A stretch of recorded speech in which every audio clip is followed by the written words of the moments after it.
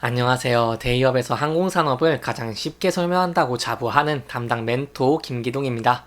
자, 오늘은 최근 실적에 대한 기대감이 증가하고 있는 이 대한항공을 살펴보도록 할 텐데요. 이 다가오는 기대감은 어떤 것이 있을지, 그리고 앞으로 추가적인 상승 모멘텀이 어떤 부분들이 있는지를 이 영상 속에서 자세하게 풀어보도록 할 테니까요.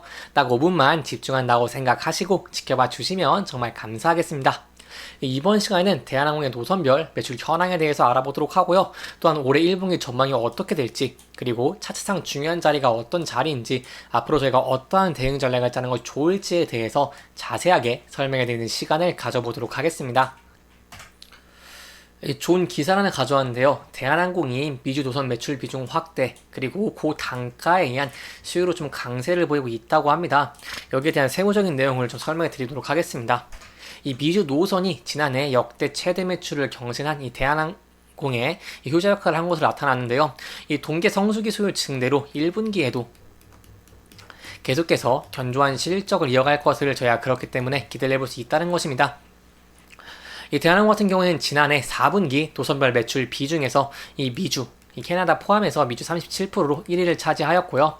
그 다음에 이 동남아는 22%로 2위였고, 구주, 이 유럽 16%, 일본 9%, 그리고 중국 7% 순이었습니다. 이 대한항공은 중국 외 전 노선의 수요, 공급이 정상 단계로 진입을 하고 있는 모습을 보이고 있는데요.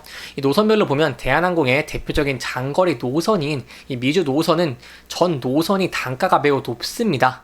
또한 거기에 더해서 이 수요도 강세가 이뤄지고 있는 것을 보이고 있는데요.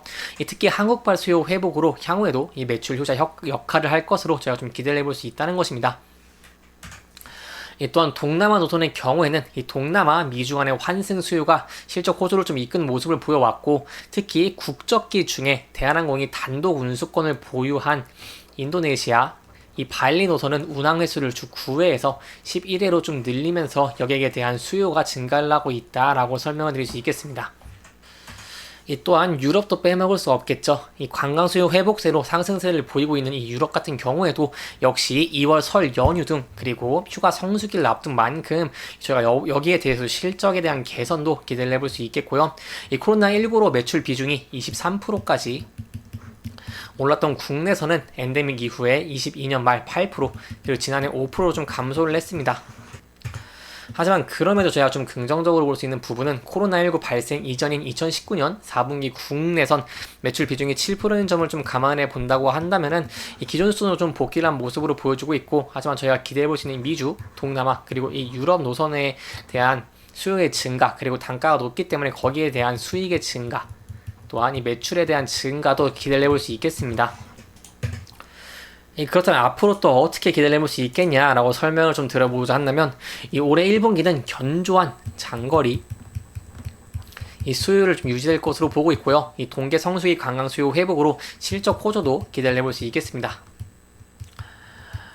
또한 동남아 관광 노선, 그리고 일본 지선 공급 확대 등을 추진하면서 이 수익을 극대화할 예정을 하고 있기 때문에 여기에 대해서 저희가 앞으로 좀 더 좋은 이 수익의 개선을 기대해 볼 수 있겠고, 아무래도 이 국제 여객도 증가할 것으로 전망되고 있고, 이 슬롯 자체도 많이 증가를 하면서 인천공항이 많이 할당된 모습들을 많이 보여줬기 때문에 향후에도 여객에 대한 수요가 증가를 할 것이고, 그렇다면 이 미주 노선의 비중이 많은 대한항공이 고단가로 인해서 거기에 대해 더 좋은 이 매출의 성장성도 기대를 해볼 수 있다는 부분 저희가 기억을 하시면 좋을 것 같습니다. 그렇다면 이 부분이 어떻게 좀 주가에 적용을 하고 저희가 어떠한 대응 전략을 짜는 것이 좋을지 제가 또 차트를 보면서 자세하게 설명해 드리도록 하겠습니다. 이 대한항공 같은 경우는 현재 차트에서 좀 매우 중요한 자리라고 설명을 드릴 수 있겠는데요. 거기에 대한 근거가 뭐냐면, 대한항공 같은 경우에는 12월 말에 이때까지 주가가 좀 큰 폭으로 상승을 한 모습을 보여줬다가 좀 조정을 받았던 모습을 보여줬습니다. 이 조정을 보임에 따라서 주가가 이동평균선 밑에서 형성이 되었고, 그에 따라서 추가적인 이 하락 악력도 좀 강했다고 설명을 드릴 수 있겠는데요.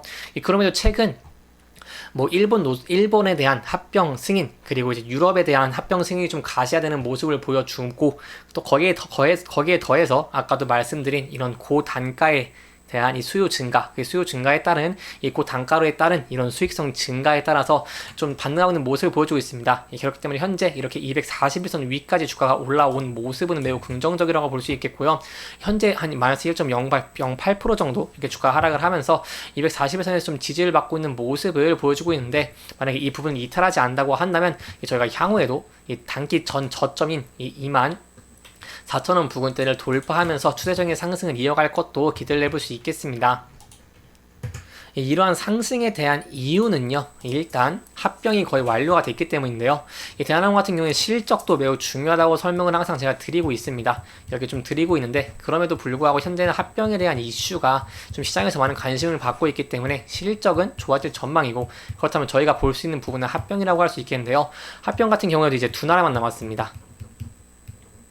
이제 유럽 같은 경우는 이번 달에 발표가 되죠. 2월 14일에 최종 승인을 발표했기 때문에 여기에 대해서 좀 더 가시화가 되고 있다라고 설명을 드릴 수 있겠고, 이 미국 같은 경우에는 현재 좀 까다로운 모습을 보여줄 것으로 보고 있지만, 그럼에도 앞서 일본이 좀 쉽게 승인을 해줬고, 유럽이 일본이 합병 승인한 것에 대한 영향을 좀 받으면서 좀 더 좋은 모습들을 보여준다고 한다면, 이 미국이 합병 승인하는 것도 좀 가시화될 수 있다, 조금 더 좋은 모습을 저희가 기대해 볼 수 있다라고 할 수 있겠습니다. 이렇게 미국까지 합병 승인이 완료가 된다면 대한항공이 그동안 염원했던 이 대한항공과 아시아나항공 간의 합병이 완료가 되면서 이렇게 좀 더 큰, 훨씬 높은 성장성을 기대를 해볼 수 있기 때문에 거기에 대한 수혜가 있다고 얘기할 수 있겠고요. 이 또한 아시아나항공 화물 부분 같은 경우에도 이렇게 좀 부채가 큰 부분인데, 거기를 매각을 함에 따라서 이 부채에 대한 부담은 좀 축소가 된다. 그리고 대한항공 같은 경우에 아시아나항공을 인수한다고 하더라도 부채에 대한 비율을 좀 관리를 잘 해놓고 자본이 좀 많다고 할 수 있기 때문에 이 부채 비율이 생각보다 적어서 여기에 대해서도 좀 재무가 안정적일 수 있다. 재무가 안정적인 따라서 거기에 대한 추가적인 매력도 있다고 설명을 드릴 수 있겠습니다.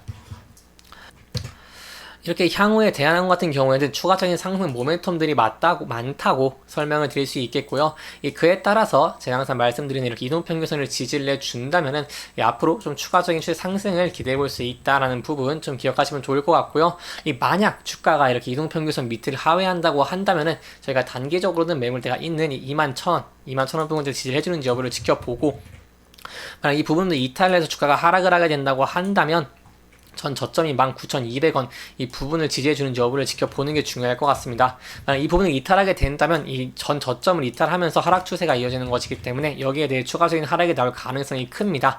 그렇기 때문에 이 부분은 조금 신중하게, 이렇게 된다면 좀 신중하게 투자하는 것도 안전한 방법 중에 하나가 되지 않겠나라고 좀 설명드릴 수 있겠습니다. 이렇게 이번 시간에는요, 앞으로 1분기에 대한 기대감, 그리고 대한항공 노선별 수요나 단가 상승, 그리고 합병에 대해서 간단하게 짚어보면서 진행을 했고요. 해당 영상은 개인적인 의견이 많이 들어갔기 때문에 투자자분들의 주관적인 생각과 해당 내용을 토대로 현명한 선택을 하시면 좋을 것 같습니다. 영상 잘 보셨다면 좋아요와 구독 부탁드리고요. 해당 영상뿐만 아니라 대기업에서는 그 누구보다 열정적인 멘트들이 많으니까요. 부디 타 종목의 영상도 시청해 주시길 바라며 오늘 영상 마무리하도록 하겠습니다. 끝까지 시청해 주셔서 감사합니다.